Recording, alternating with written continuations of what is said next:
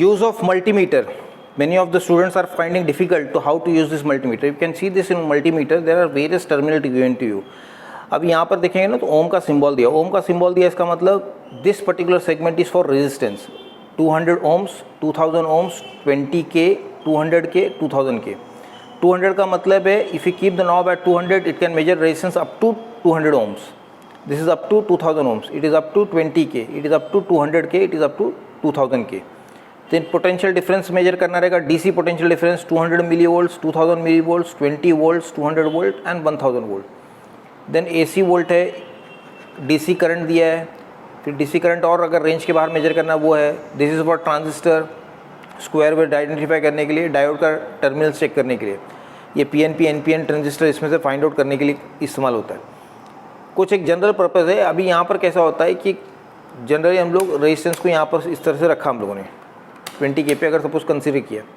Then if you tap this, ये zero के आसपास दिखाना चाहिए. इसका मतलब है resistance is zero.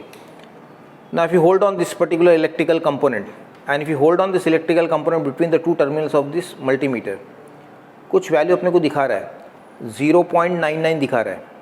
That means 0.99 kilo ohms दिखा रहा है. 0.99 किलो ओम्स मतलब ऑलमोस्ट 1 किलो ओम के आसपास है. फिर रिवर्स किया, वापस 0.9899 है.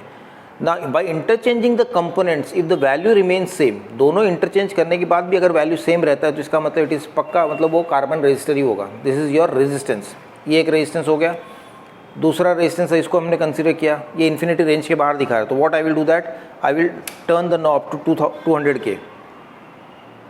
It is showing 92.1 kilo ohms. उल्टा किया, 92 किलो ओम्स के आसपास दिखा रहा है. वही 92 पॉइंट समथिंग किलो ओम्स है, 92.1 किलो. मतलब ये भी कार्बन रेजिस्टेंस. वैसे भी यहाँ पर कलर बैंड देख के अपने को समझ में आता है. BB Roy in Great Britain having very good wife वाला कंडक्ट अपने को इस्तेमाल करने का. And by that you can find out the value of resistance that you have been already studied in 11th standard. Then will consider some of the other electrical device. अब इसको अगर consider करेंगे, देखने समझ में आता है कि इलेक्ट्रोलाइटिक कैपेसिटर है. ये इलेक्ट्रोलाइटिक कैपेसिटर मतलब जिसका टर्मिनल फिक्स रहता है, और सेरेमिक कैपेसिटर का टर्मिनल इंटरचेंज होता है. हम लोग अपने घर में इस फैंस में कैपेसिटर यूज़ करते हैं, लेकिन वो सेरेमिक कैपेसिटर था, उसका टर्मिनल फिक्स नहीं रहता है. लेकिन बहुत सारी जगह पे इलेक्ट्रोलाइटिक कैपेसिटर यूज़. अभी यहाँ पर क्या होगा, when you touch the terminals of the multimeter with this capacitor,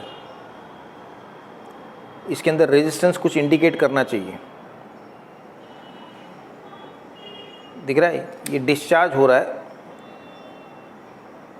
यहाँ पर पकड़ा हमने, नेगेटिव में देखो डिस्चार्ज होगा, पहले कम होगा, ये इट इज गोइंग डाउन, मतलब ये डिस्चार्जिंग हो रहा है. अब इसके बाद चार्जिंग शुरू हो गया.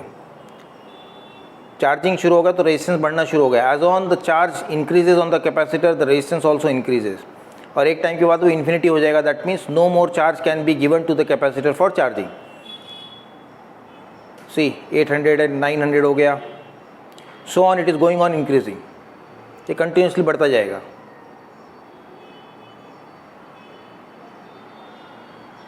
अब इसके बाद ये चार्जिंग नहीं ले पा रहा है, रुक गया उधर ही.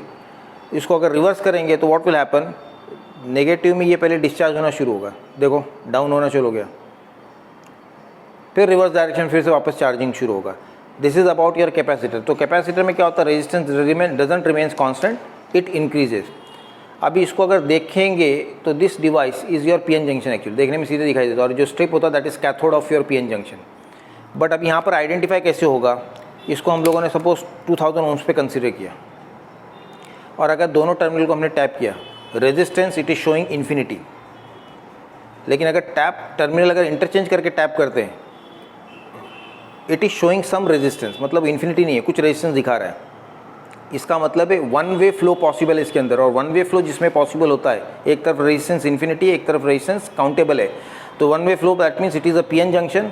And if you can see यार, मैंने नेगेटिव टर्मिनल जहाँ पर कनेक्ट किया है वो इसका कैथोड होगा. वैसे भी स्ट्रिप देखो, इधर कैथोड है.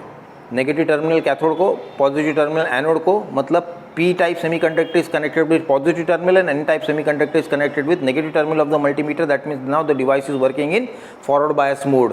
इसीलिए रेजिस्टेंस आपको दिखा रहा है. अगर उल्टा कनेक्ट करेंगे तो वो रिवर्स बायस में चला जाएगा, वो कनेक्ट नहीं होगा, इसीलिए रेजिस्टेंस इन्फिनिटी दिखा रहा है. That is example of PN junction. ऐसे ये भी होता है, यहाँ पर भी एक रेजिस्टेंस दिखाएगा. रेजिस्टेंस दिखाने के बाद लाइट रेजिस्टेंस का रेंज के बाहर होगा, अभी अगर हम लोग और कंसिडर करेंगे तो ये और आएगा रेजिस्टेंस, लेकिन क्या है, it should glow, light glow होना चाहिए उसके अंदर। लाइट ग्लो हो गया इसका मतलब डायोड, और वन वे ही लाइट ग्लो होगा, दूसरे वे में नहीं होता।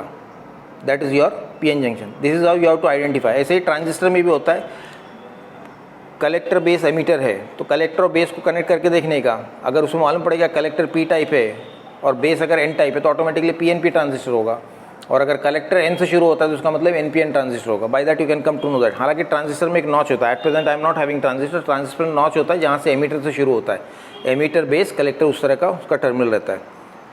I hope you will get the help from this particular video. Thank you.